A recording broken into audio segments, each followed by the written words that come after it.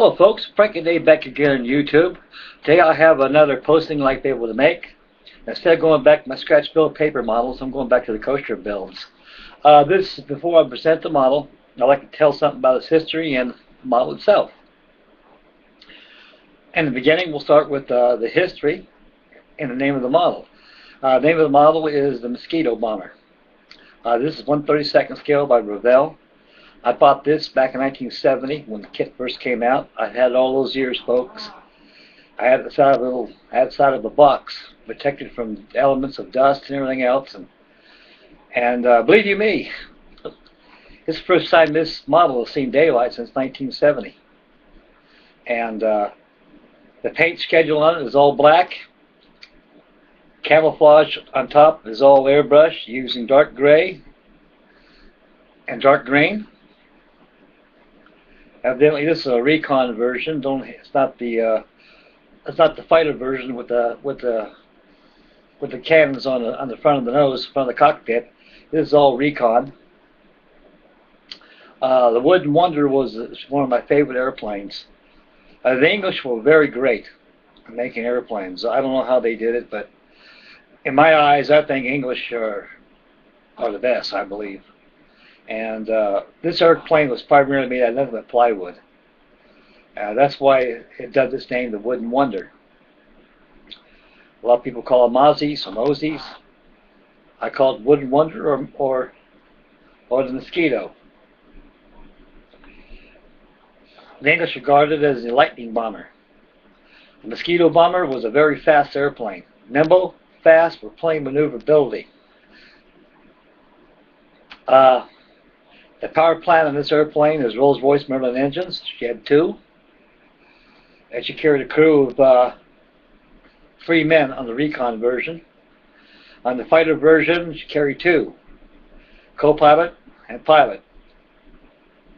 It's kind of funny how the English, they on the pilot's compartment, the pilot's always set up high in front, and the co-pilot always sat back behind. I guess that's the norm of English aircraft with its day. It's a beautiful looking model, and I believe the Mosquito is a wonderful looking airplane. It's one of my favorites, folks. And I've had this thing for years. I think it deserves a little viewing from all you great fellows out there. When I first built this kit many, many years ago, there's no such thing as aftermarket parts. This kit was built right out of the box. The only features that this airplane incorporated is the removable engine cowlings. On the inspection plates on the side of the cowling, there's a full detail Rolls-Royce Merlin engine. They only give you one. And a port starboard on the port side of the wing nacelle. 2 inspection panels are removable to view the Rolls-Royce Merlin engine. I'll remove that panel and show you the engine itself during the walk around of the kit. In my eyes, I think it's a good kit. The tooling of it is wonderful. The panel lines are not overdone, just right. No ball perspective, it's a beautiful looking airplane. I done one thing that I derived out of the kit box build. I lowered the flaps. I cut the flaps out the bottom and top of the wing sections. I filled in the root of the trailing edge. I made sure that the filler of the trailer edge, where the flaps are adjacent to, it was half mooned. That way the flaps will have a proper seating as lowered and raised. You can see it on the flaps.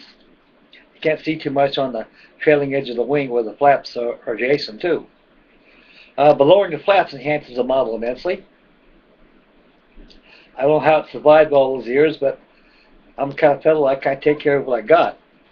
And in my collections, it's about the third model of my collections that I've had for many, many years.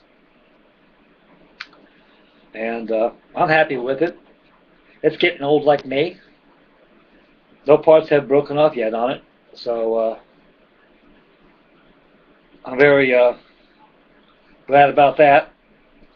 So I like to be able to present the wooden wonder to you. Okay, fellas, this is the Revell 1/32 scale Mosquito bomber. As you can see, this is a night version, all black underside. The wheel wells are all painted like a gray green. That was kind of like an interior green that the English used. As I get closer to the webcam, you can see the transparency where the bomb aimers was at. Bombardier, he kneeled down on the side to be able to see what he's doing. Bombay in this kit was never opened up. That would have been a very good bonus if they made a full Bombay interior to this plane. Nothing's impossible, folks. With a little imagination and a good set of plans, you can turn this model into something that only Revell only wished they would have done. The detail of the tires are very well presented here. We'll get a little closer. You can see the details there, fellas. As I swing around towards you. Here's the top view.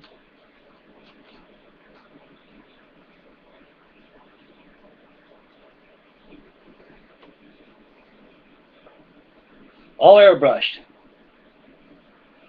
Freehand airbrush, not masked. Masking down. A lot of fellows use masking tape. They use maskings on the camouflage, but I like to use freehand, so I'll take advantage of what I can use. I think it comes out equally well.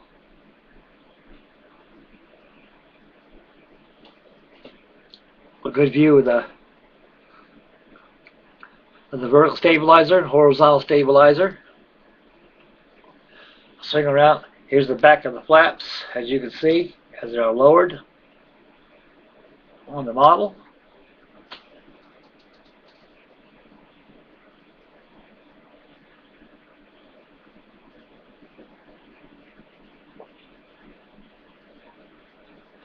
Turn around forward, you can take a look at it, you can see the flaps lowered on there.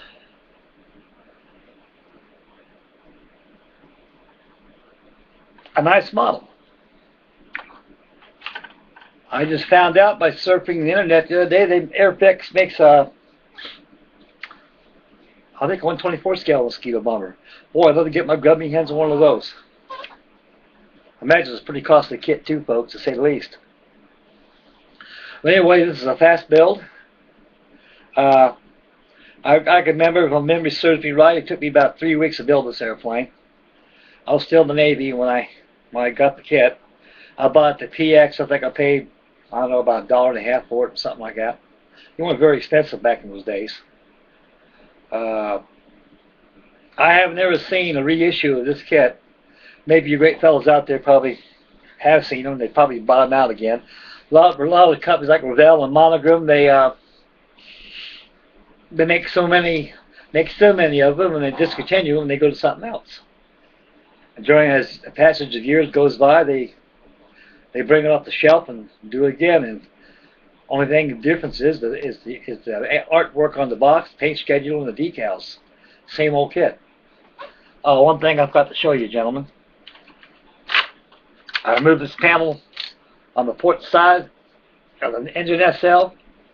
Give you a good view of that. Of the Rolls-Royce Merlin engine. They only give you one engine in the kit, folks. Only one. The inspection panels on the front SL are removable on both sides. You can see the engine. That engine took me about 5 days to build that. I believe there's about 15 parts to that engine. Highly detailed. The firewall is detailed. I use electrical wire for the wiring. Can't be seen, but I know it's there because I built it there.